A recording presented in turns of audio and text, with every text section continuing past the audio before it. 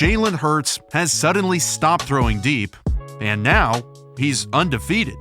The Eagles are arguably the best in the NFL, so it's pretty shocking to learn that one of Hurts' staples, the deep ball, has almost completely vanished.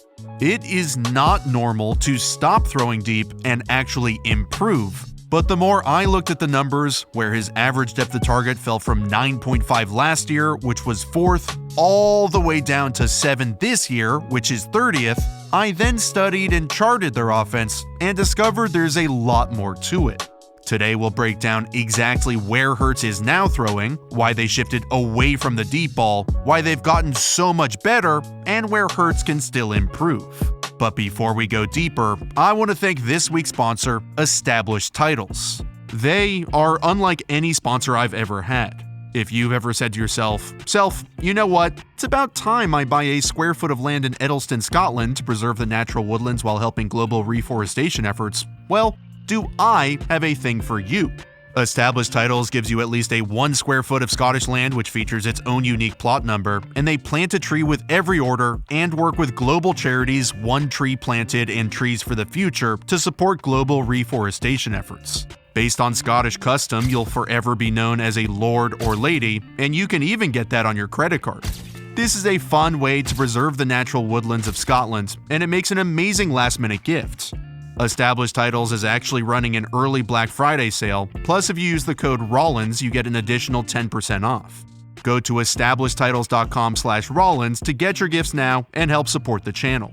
Alrighty then, well, this won't be new for all you regulars, but take a look at these heat maps which show where Hurts targets. The red area is where he targets more than league average, and the blue area less. You can see this year he's stopped throwing the deep fades outside as much, which was a major reason why his average depth of target was so high. Last year he had the 4th highest rate of throws of 20 plus yards, largely because he'd take a quick drop and attack one-on-ones outside, but this year that's fallen all the way to 35th, and here's the reason why. Defenses started playing their corners deeper. In week 1 against the Lions, Hurts had A.J. Brown in straight man coverage pre-snap and just threw the one-on-one fade against the corner. So, teams adjusted and stopped letting that happen. They started playing off A.J. Brown more so that Hurts can't hit him with what's really one of his strengths, the deep fade. And so him and A.J.B. just get to pick teams apart underneath and eat over and over. This is one reason why Hurts' completion percentage has jumped from 61% to 67%, but also because of how much the Eagles attack with screens, which also keeps his ADOT super low. They use a barrage of screens to disperse the ball into the hands of their playmakers and have become more of a yards after the catch team, with their team yak per completion jumping more than 20%. With AJB, Dallas Goedert, Devontae Smith all viable threats to take a quick screen to the house at any moment, the Eagles have aggressively attacked defenses horizontally instead of vertically. Philly gets into formations where Hurts can easily diagnose the defense pre-snap to determine if there is a man for a man matched up to defend the screen. And if he has numbers like he does here, he'll just flip the screen outside to create an easy completion and tons of yards after the catch. Calling something over and over gives you the opportunity to scheme off of it, so when defenses have practiced against the screens all week, or have seen them repeatedly all game, the Eagles add another wrinkle where they motion the running back to create 4 receivers to one side, signaling they're trying to get numbers to block for a screen to that back. So when the Lions start pushing over, A.J. Brown just slips underneath for a nice little pickup. These screens, and the fakes off of them, have been especially effective counters to the NFL's too-high safety revolution, another reason why Hurts hasn't been able to throw deep as much, since when you take one of those safeties out of the box and stick him deep, that's one less body who can defend all of these screens. Remember, football is all about attacking space.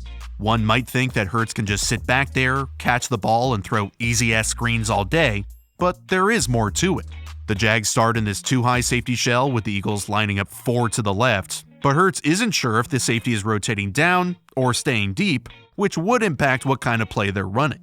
He gives a hard count and sees the safety rotating deep and away from the quads look, so he audibles to the quick screen and shoots the pass outside.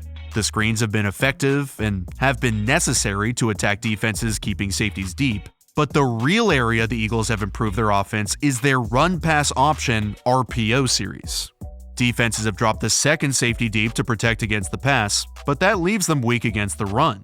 In too high, defenses have the same number of defenders in the box as the offense does blockers, so they can't fit every gap, which is a huge problem in the running game. Plus, if we remove Dallas Goedert from the box when he runs his route, even though the Vikings now have a 6-on-5 advantage, well, that's not counting Jalen Hurts. With his ability to run the zone read, where instead of blocking the defensive end, you let Hurts read him, where if he crashes, that's referred to as the give player, Hurts would keep the ball if he crashes. So to counter the zone read, you now need an extra defender for Hurts, who's called the keep player, so that the end can crash on the back and the second guy can sit for Hurts. The only problem is, the keep guy is the same guy that has Dallas Goedert. The Eagles have effectively blended multiple concepts together to create maximum stress on the defense, and have given certain defenders 2 jobs, so they're always wrong.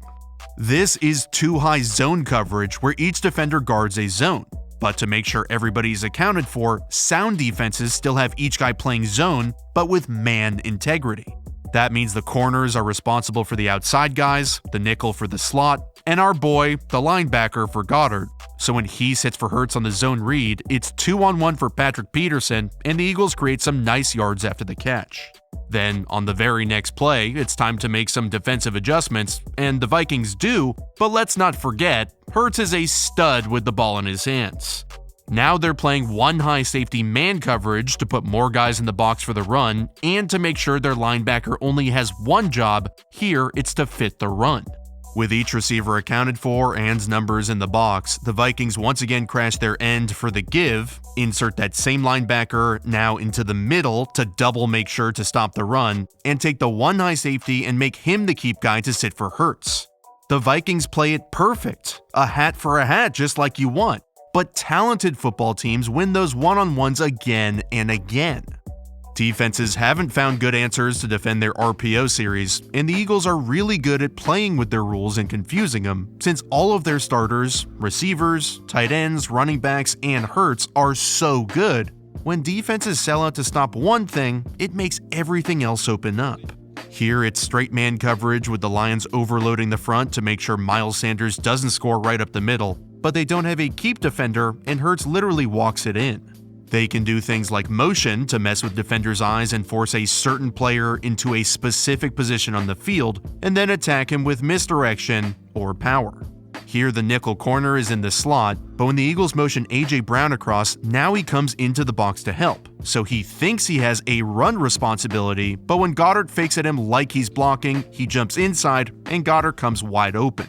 The Eagles' offense has become much more efficient and taken some big strides, just like Jalen Hurts has, but the issue with relying on screens and RPOs, and the zone read, is that when you play playoff quality defenses that know how to defend this trickeration stuff, you don't have a foundation as a quote-unquote true offense that you can come back and rely on. On 3rd and 7+, which is an area where you have to operate the drop-back passing game and can't throw screens, RPOs, play action, etc., Hurts is 30th in the NFL in EPA, and some of the problems I've laid out in the past have still persisted. He still doesn't really throw over the middle of the field, he lacks anticipation on a lot of his throws. Here they have a 1 high safety coverage and have called the perfect play.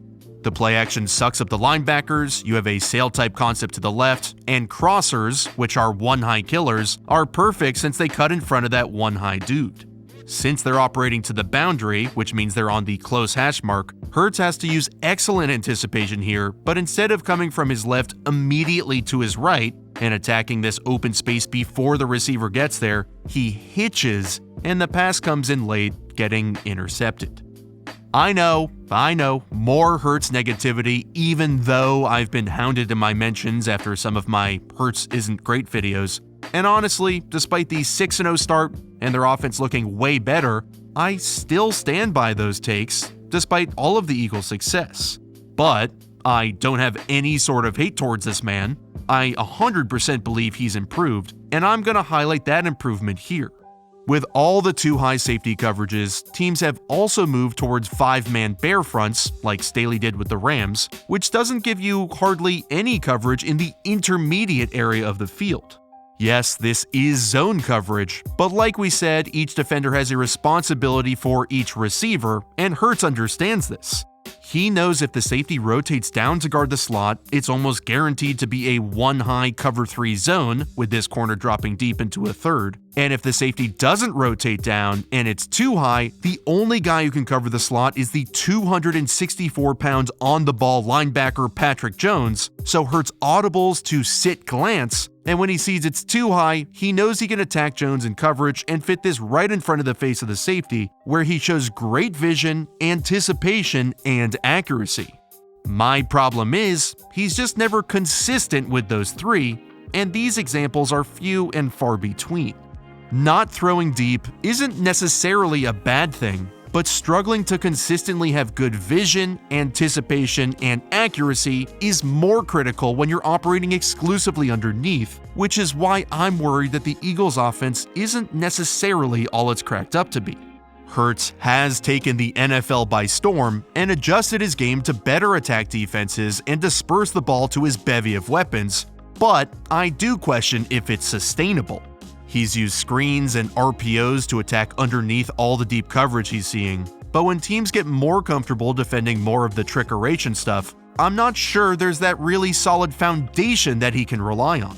The Eagles have created the perfect habitat for him to develop, with the best offensive line, great skill players, and a system that doesn't ask him to do things he's not comfortable with. Defenses keep shifting around to try and figure out how to defend the 6-0 Eagles, but on the whole, they have not.